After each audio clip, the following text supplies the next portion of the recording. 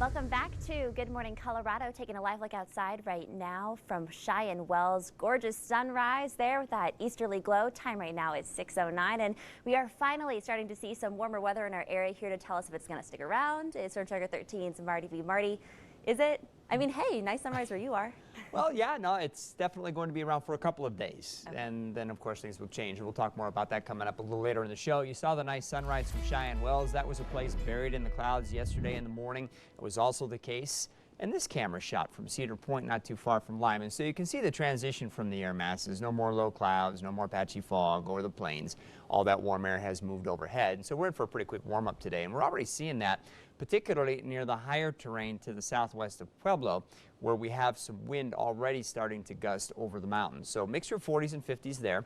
As you head to the Arkansas River northward, it's a little cooler with 30s and 40s. And of course, we can find some colder air up across the mountains with some 30s up there as well. Futurecast showing the strongest wind will continue to be near the Sangre de Cristo and Wet Mountains throughout the day today. These are sustained wind speeds running over 30 miles an hour at times.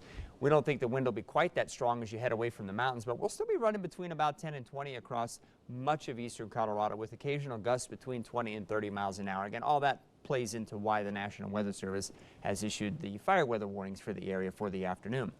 We won't have a lot of cloud cover today. Futurecast shows most of that's well up to our north and west. A few high clouds here and there this afternoon, but probably not as much as we had yesterday. And we are going to be warmer. Highs in the mid-70s to mid-80s in much of eastern Colorado. Leadville may remain in the 40s, but for most of our local mountain areas and for the southern valleys, we'll have 60s to lower 70s this afternoon. Head into the evening hours, again, a few high clouds floating around the area, but they'll probably dissipate through the night tonight. We're not expecting any significant changes in the pattern overhead, so it looks like a pretty mild night. Most areas when you wake up tomorrow morning are likely going to be in the 40s. A few spots might be close to 50 over the far eastern plains. Up across the high country and for the big mountain valleys, we'll probably have temperatures in the 20s and 30s.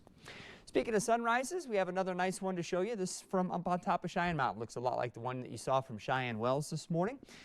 And Kershaw was asking about whether or not this is going to stick around. Yeah, at least early in the week. But once we get past one more day of this wind, warmth, and fire weather, things are going to get colder. And then we'll have a chance for some rain and snow, and we'll talk about that in our extended forecast coming up soon. Kershaw, back to you. Sounds